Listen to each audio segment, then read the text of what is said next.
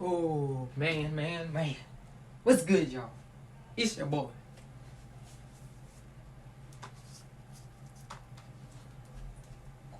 J-Rex.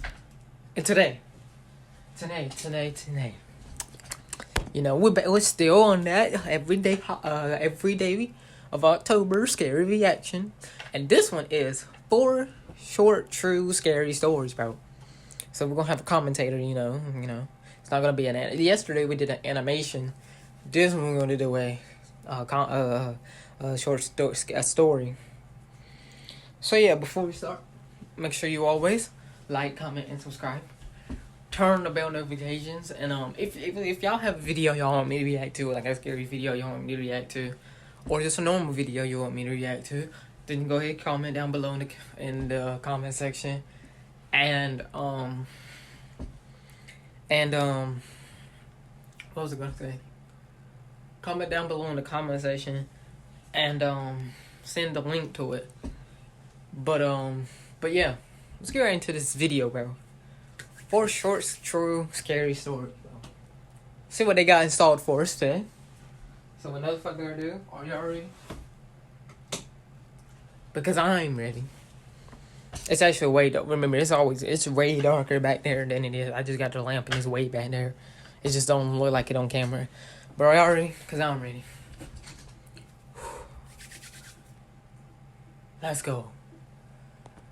I might have to change locations, bro. I don't like this location, bro. 4 true scary story. Story number 1. Here we go. It was a Friday or a Saturday night. I was pre-gaming with some friends at my apartment before going out to a bar in town. One of my friends called the Uber, and we were all pretty drunk, laughing and being loud with typical drunken banter. Okay. We got to the bar, and no line that night, surprisingly. At some point in the night, I asked for a girl's number who I'd been talking to. When I went into my pocket to get my phone, I realized... Okay, I see you, man. I see you. Trying to get that bag. I see you, man. Okay, we'll see what happens. I didn't have it on me. Man, you I checked all my pockets and confirmed this. I tried retracing my steps in the bar, and asked each bartender if someone turned in a phone. That's tough. I didn't remember even using my phone the whole time I'd been out, though. I stepped outside the bar with one of my friends to use his phone to call mine. So then you didn't ring it. Someone picked up on the other end. I heard the fiddling of the phone, but they didn't say anything. I said, "Hi, where'd you find this phone?" Just breathing on the other end. I asked them if they were at the bar, but they hung up on me. I looked at my friend and tried calling again. Went straight to voicemail, though. I tried using Find My iPhone, but apparently I had that feature switched off for some reason. Of course, man. The only time, bro. What are the odds? The odds, man. It's always the odds in these freaking stories, bro. What are the odds that you have your location off, bro? It's a pretty sobering experience. Oh, there was no way I could have fun knowing my phone was stolen. My friends told me just worry about it tomorrow. Go to the police station and get their help in tracking it. I went home early that night. I put a couple slices of bread in the toaster before bed. Okay. Found my phone on the kitchen counter. You're telling me somebody was in his house?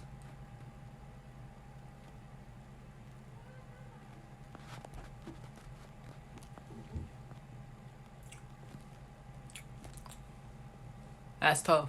It didn't make sense. I signed into it and checked my recent calls. And indeed, someone accepted the call, and it lasted for 25 seconds. Someone had been in my apartment to accept the call. That much was clear. I flipped the place upside down looking, screaming for whoever it was to come out from where they were hiding. Of course, this had a lot to do with the liquid confidence from drinking so much that night. I finally called the cops, but considering there was no real proof of any forced entry, and places to hide are basically non-existent in this apartment, they couldn't do anything besides a police report.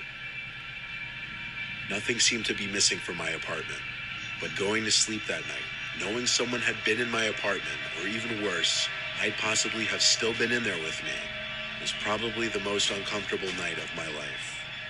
Bruh, we didn't even sleep. Bro, what do y'all think about that first story, bro? What do y'all think about that first story, bro? I wouldn't even sleep. We're gonna do three of them. But I wouldn't even sleep, bro. I'm gonna do a scale of not even spooky to spooky booky ooby whoopy. Now I'm gonna give this one. I'm just give him a simple spooky. I'm gonna give him a simple spooky. So let's see what story 2 has installed for us. Let's see if it gets the spooky woogie oogie woogie. So here we go. Not part 2, story 2. I was 17 years old, and this happened on a late summer night. My dad and little brother had gone to a Boy Scout campout. Okay. My dad was one of the scoutmasters. I was home alone with my mom for the weekend. She was already in bed at this point. It was about 2 in the morning, and I was just finishing up my late night gaming. I had to go to the bathroom one more time before going to sleep, though. While sitting on the toilet playing games on my phone, I heard the faintest little tap on the bathroom door. "Mom, was that you?" "Mom," I yelled. It wasn't windy or anything. There didn't seem to be any logical way to dismiss it. I slowly and nervously opened the door, but there was nobody there. However, my bedroom door was now shut. I was certain I hadn't shut it. I went over to my mom's room and told her... Man, that's one of them trying to mess with him. Stop capping, bruh. That was one of them trying to mess with him. I thought somebody was in my room. She didn't take me seriously and told me that she didn't know what to tell me. I tried to convince myself that maybe I did shut my door. I opened my door feeling extremely freaked out, and when I snuck a peek into the room, I felt like my heart exploded inside of my chest. Man, what happened? I could see a hand sticking out from behind the dresser in the corner of my room. Oh, heck to the no. I'm done. I'm leaving. Because, no one's going to believe me like all these other freaking stories. No one believes them. I'm leaving. Bye. Mom, I'm sorry. Somebody was hiding there. I ran to my mom's room and locked the door behind me. After quietly freaking out, telling her there's a man in the house, she finally believed me and went straight to my phone to call the cops. I put my ear up against the door to try and hear anything going on outside. I eventually heard the man's footsteps come out from my room and slowly come closer to my mom's room, until making it right outside the door, then stopping. I could see the outlines of his shoes through the bottom crack of the door. He tried the doorknob, but thankfully it had a lock. It seemed the lock was enough to persuade him to give up, because I heard him stomp down the stairs and out the front door. I hurried to the window to see which way the man was heading, but he was already gone. Bro, you telling me that's the end, bro? You're telling me that's the end of that one, bro. So what happened? Did the cops come and arrest them? What happened? Man, that one was whack. I'm gonna give that one a low one. It wasn't even spooky, man. It was below spooky. It's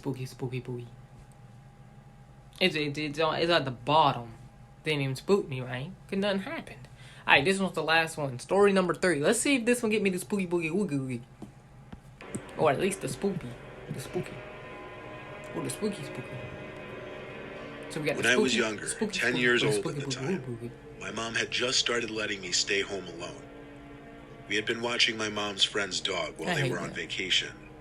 My mom worked weeknights, so she told me that they would come around back since the dog's cage was right next to the back door, and that I would have to let them in. Okay.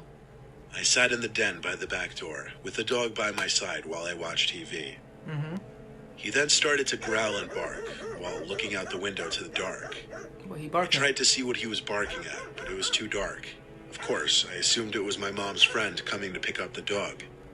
I went over to the door with the dog following me and turned on the patio light. I couldn't see anyone out there at first, but the dog was still barking. I made sure to peek at every corner of the yard, but then I saw someone at the garden by our shed.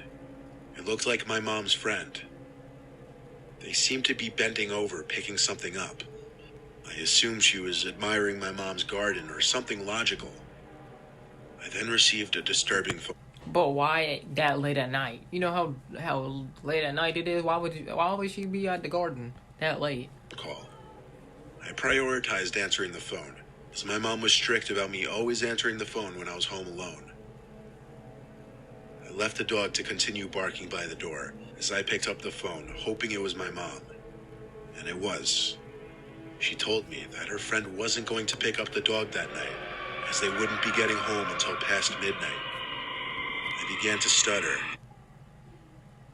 Bro, that has to be the worst thing ever you could hear.